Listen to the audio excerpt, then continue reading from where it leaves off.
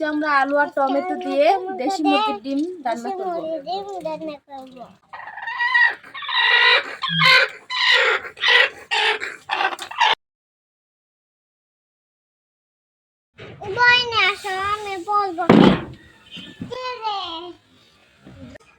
আসসালামু আলাইকুম, আশা করি সবাই ভালো আছেন। এই যে দেখেন, আজকে আমরা আলু আর টমেটো দিয়ে দেশি মুরগির ডিম রান্না করব। আলুগুলো কেটে নিচ্ছি যাতে তাড়াতাড়ি সিদ্ধ হয়।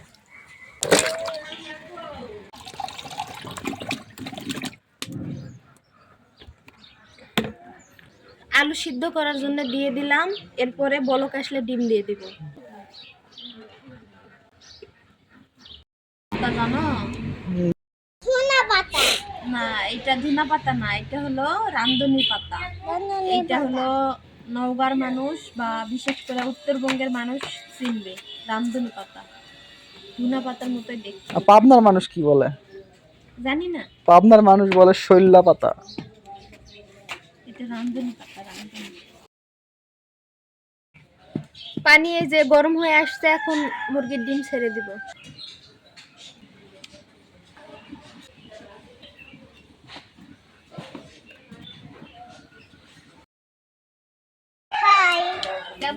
কেমন আছেন সবাই? আজকে আমরা ডিম রান্না করছি। বলো তো পেঁপের ইংলিশ কি বাবা? পাপায়া। চাঁদের ইংলিশ কি? মুন। আর সূর্যের ইংলিশ? সান। সাবাস। গরুর ইংলিশ কি? কাউ। মুরগির ইংলিশ? হ্যান্ড। সিংহর ইংলিশ কি? নেও। শিয়ালের ইংলিশ? ফট। তুমি সব পারো? বইনে আসো, আমি বলবো। বাবা পানি আলু দাও। সিদ্ধ হয়েছে কিনা চেক করে লে। সিদ্ধ হয়ে গেছে। এই যে আলু সিদ্ধ শেষ, এখন ছিলে নিব।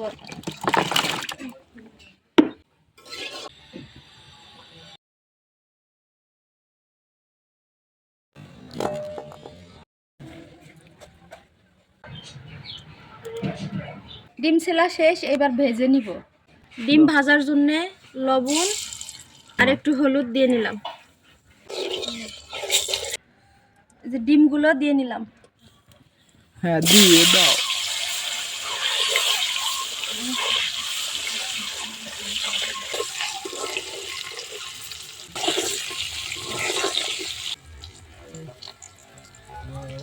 ডিম ভাজা শেষ, এবার তুলে নিব।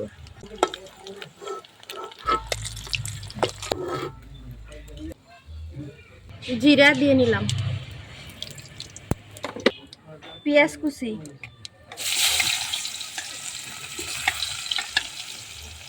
কাঁচামরিচ,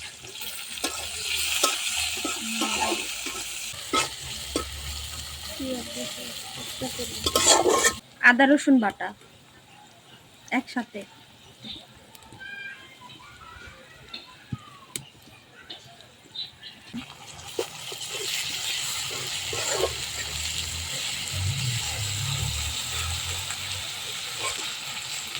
এবার মশলাগুলো কষে নেওয়ার জন্য পানি দিলাম। লবণ, হলুদ, গুঁড়া মরিচ।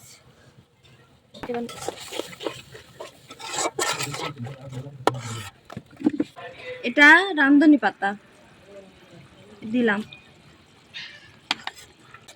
এটা শীতের সময় পাওয়া যায়, এই রামধনি পাতা দিলে তরকারি অনেক মজা লাগে। মশলা কষানো শেষ, এই যে মশলা থেকে তেল ছেড়ে দিছে, এবার আলু দিয়ে দিব।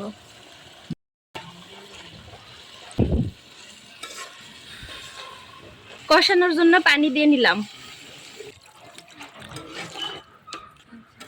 এই যে ঢেকে দিলাম, 5 মিনিট কষে নিব। তরকারি কষানো প্রায় শেষের দিকে, টমেটো দিয়ে দিব। এই যে টমেটো,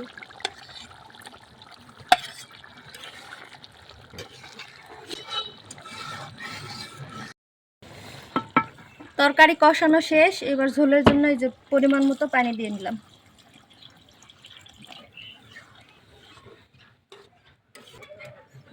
কতক্ষণ জাল করবে? 5 মিনিট।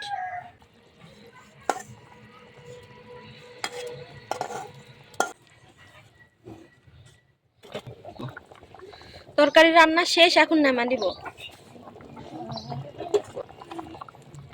ভালো আছে ধরবে কি তরকারি